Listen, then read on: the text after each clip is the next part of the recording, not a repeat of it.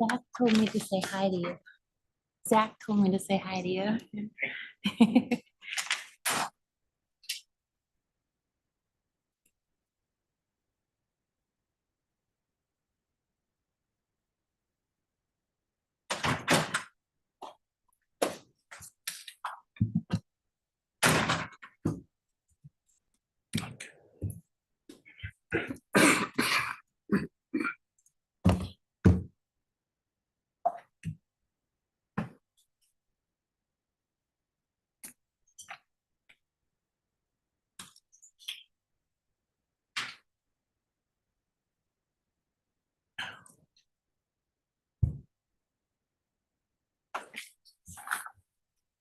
Okay, we are back from executive session.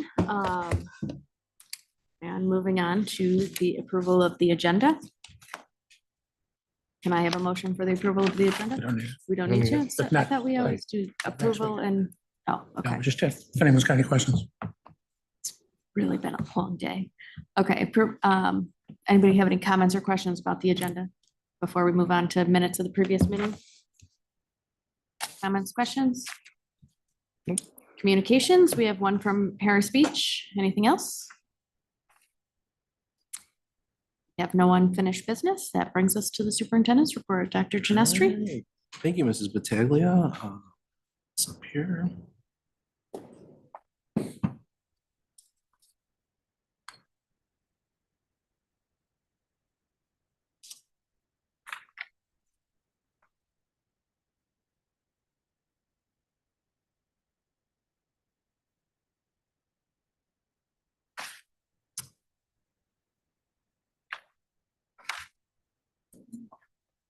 So just a couple of points before we get into the slides that I wanted to bring to the board's attention. There was a late addition to the agenda today. The swim team has requested a overnight field trip to Watkins Glen. That field trip has been partially grant funded and partially club funded. So they have the funds to do it. There will be a meet and then they will be stay overnight in Watkins Glen. So just wanted to bring that to your attention as a late addition. And also a development that happened today with Dr. Wilson and Mr. Baker at the high school. There is an effort to kind of review the student handbook, the student course guide at the high school. And I know there was a question about some of the courses and access to some of the courses from a parent that was sent to me by Mrs. Battaglia. And that group was already starting to take a look at it. And I know Hunter was there as well today. So I'll turn it over to Dr. Wilson and Hunter if you want to comment on where it's going. But next I'm going to send the board some language regarding one of the changes we'd like to do right away to help a student have, of course, access in the humanities. So turn it over to Dr. Wilson. Thank you, Dr. Genestri. So we had a wonderful meeting. Principal Baker asked for volunteers. We had teachers and staff members, counselors volunteer from across the 4 core subject areas. So there were 8 in total, 4 core included and 2 counselors. We had 2 students joining us, Tyler and Erica Chan. And then Principal Baker and I co-facilitated the session. And we wanted to really unpack first, it's a 2-phased effort. One was to look at our English 9 and 10 and Global 1 and AP World courses, because they have been written in the handbook to be offered together, and that's the only way they're offered. And we were looking at an opportunity to open it up to offer more access to students so that students who felt they had a strength in one over the other have the option of registering in one of the courses, both of the courses, and so on. So the meeting went very well. There was a lot of rich discussion about, there's some really wonderful elements of our course handbook that are already there. We were comparing other handbooks from across the area and looked at other things that we could add to continue to grow the handbook, because it's designed for parents and for students, and want to make sure that everyone who has access to it, understands it and sees all the different ways that we support students. Hunter, I don't know if you want to chime, you're probably going to mention it in your report. I was, Yeah. yeah, but I mean, the whole goal of this committee was really to hone in on how we can make our courses that we offer most equitable for all of our students. Of course, tying it into our strategic plan and all the work we've done there, also being mindful of the constraints that we have on staffing, guidelines provided by the state, NU, ECC, College Board, and other organizations as well. So we dug into all of that, so it was a really rich discussion. The next steps would be, each of the members had already reached out to several of their colleagues and brought that feedback. They agreed to fan back out, do some more of that work in the upcoming week, do some more of that work coming back from the break. And we are looking at, it's not curriculum changes because we don't drive curriculum like that. State standards, New York State standards drive the curriculum. It's more about the language there and opening up access and helping everyone see what is really available and taking away barriers. So that's the lens we use. We anchored in on what does access to courses mean to us. Before we even joined in, and we went back to that conversation as the conversation went on. So it was a rather rich discussion. Looking forward to, we look to bring the entire handbook back to you in January.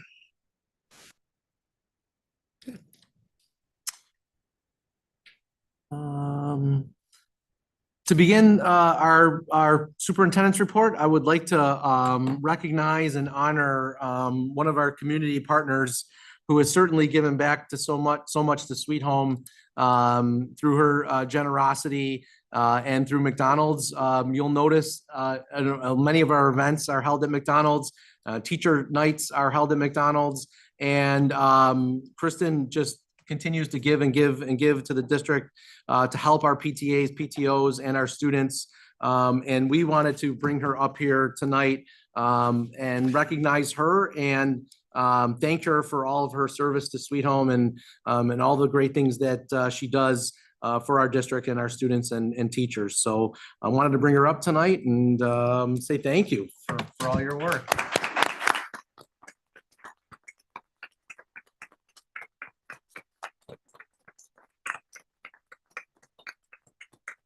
Really to start right there with Kristen. Excellent. Interesting.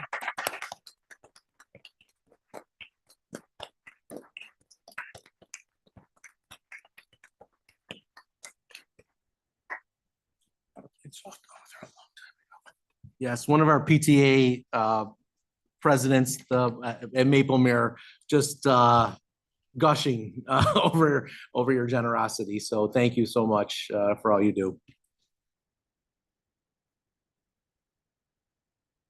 I'm going to ask Dr. Wilson again to talk to you a little bit about our strategic plan and some 3 through 8 connections as the state is starting to release data. We're going to start to update the board on where we are with achievement and especially through 3 through 8. So I'm going to turn it over to Dr. Wilson. Thank you. So in connection to 3 through 8 ELA in math, we have some celebrations that need to be in order. We always want to anchor in when we're talking about the strategic plan and all the work we're doing here in Sweet Home on that portrait of the Sweet Home graduate, our graduates going off into the community and being productive members here in Sweet Home. That one, all of the elements of the portrait of the Sweet Home graduate are important. The one that always stands out to me that I'm drawn to the most is dedicated to dreams. And because if you really are dedicated to dreams, all of these components come into play. And so academic achievement is a part of that. And in introducing our 3 through 8 results, this is a preview because you have the full presentation that will give you the breakdown by grade level and over time next week. But if you go to the next slide. So the connections to the strategic plan, in goal 1, I pulled some language that I feel like connects to this work and supports. We started this work, of course, We've been in process of this work. It went into the strategic plan last year. It continues to be a part of our plan. But evaluating our core instruction programs in math and literacy to provide the best path, 21st century literacy skills, experiential learning, student agency, culturally and linguistically responsiveness, and content-specific standards, making sure that those are at our core with goal 1. At goal 2, we want to make sure we're continuing to provide more opportunities for students to engage in critical thinking and inquiry-based learning. Those are really critical in goal 2. And of course, in goal 3, whole child, wrapping it all together, right? Establish our multi-tiered system of supports through intervention and TSS. Those are big elements of the work that we are heavily engaged in right now, and we believe are tied to this work, this success. Next slide. So here you have the overall 3 through 8 results. As you can see, we've had some significant growth. As you look at the English results, 3 through 8, that's all of our 4 elementary schools and our middle school. Overall, we hit 50% proficiency. That is a 6.1 increase from 43.9%, which on average, what you see typically is 3 to 5% increases, and we're above that. The big jump here is in math. And you see 13.9% increase at 36.1. And so 50%, again, across the board in math. Yes. So some things to be excited about. Hey, thank you, Dr. Wilson.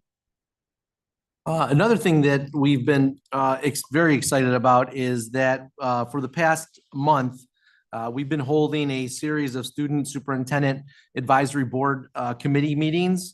And the principals have graciously put together groups of students that are a good balance over at all of our buildings.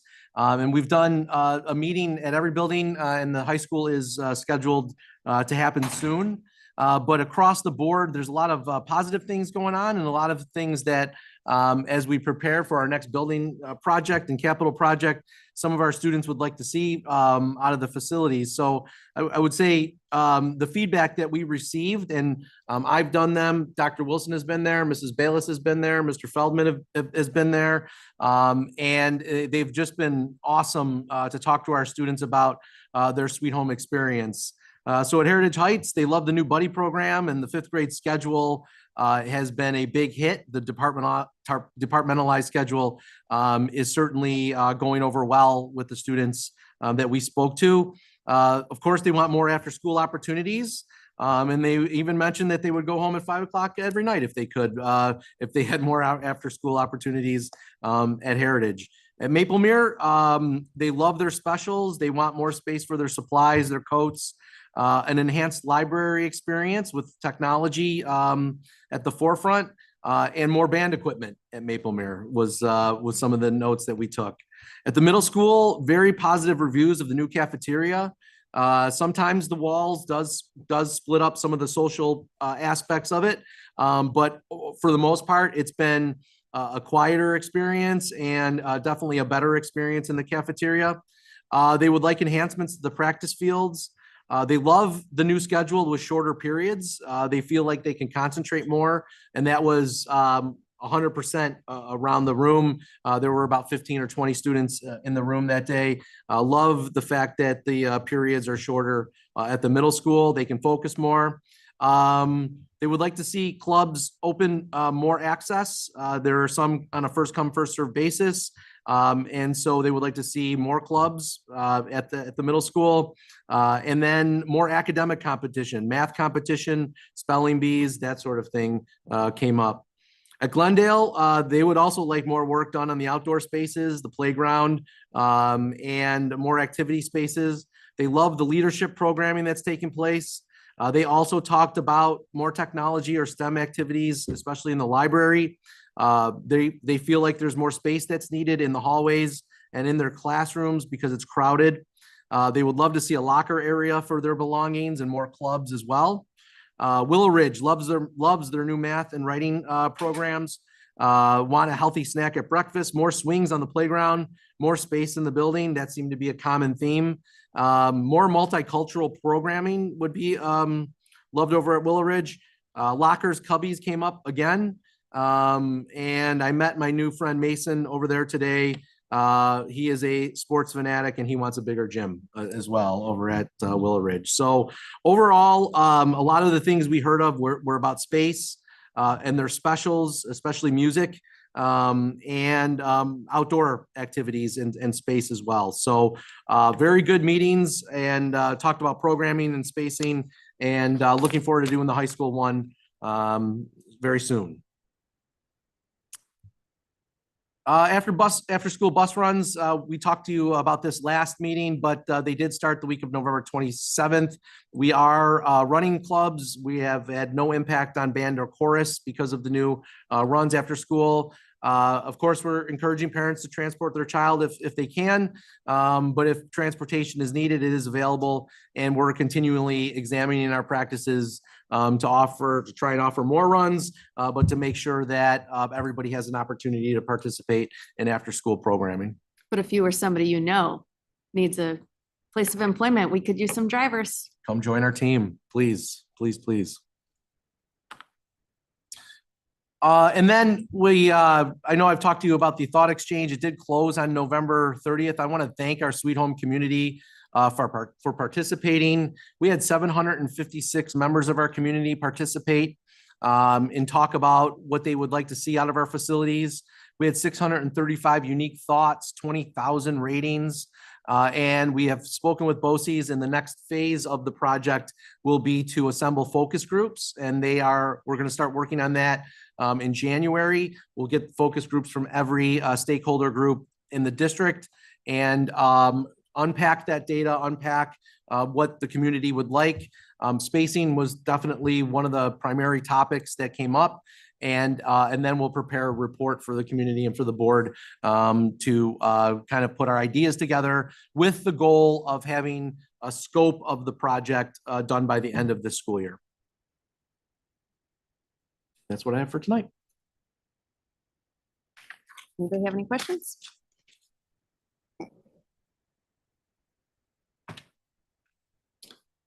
Okay, moving on. We have some upcoming, it is music season, so we've got a few concerts. Dollars for Scholars has a meeting. We have our Young and Right meeting tomorrow. And then the break. Can't believe we're already at the break. That brings us to the first open session as per policy 1510. The first session is limited to comments on the agenda. The board welcomes participation by district residents, persons having business within the district boundaries, and persons who do business with the Board of Education. All participants must be 16 years or older. Speakers must be recognized by the presiding officer and announce their name, address, and group affiliation if appropriate. Speakers are limited to 3 minutes each and may not transfer their time to another participant. The board, by resolution, may vote to extend the time of a speaker. Participants may register in advance for the district clerk. Those registering in advance will speak in the order of their sign up. Those not signed up will speak after. Total amount of time for each public participation period is 30 minutes. Statements should be made to the board president, not individual board members. Participants may not discuss specific individuals or issues that fall under executive session. Participants must abide by the Board of Education policy and the district's code of conduct, both available on the district's website. The board president has the right to maintain decorum by interrupting or terminating a visitor's comments, requesting an individual to leave, or calling for recess, move to executive session, or adjourn the meeting. Do we have any speakers? Seeing none, we'll move on. All right, new business. We have special ed placements and preschool placements. Mary Ann's normally reading that, so I assume she'll have it done. Skimmed it. I still have to finish it. All right, monthly financials is next. Any comments or questions? We have a transportation bid. First reading of the revised policies. Brian and I sat in on the policy committee meeting last week, and there was a couple of them were some pretty substantial changes, but they're basically required by law, so there's stuck with them pretty well. All right. Disposal of obsolete property. I believe it was some books. Textbooks, yes. Right. Accepting of the donation to Glendale. Was that anonymous? Yes. Yep. Yes. Um, the overnight field trip that Dr. Genestri spoke of earlier.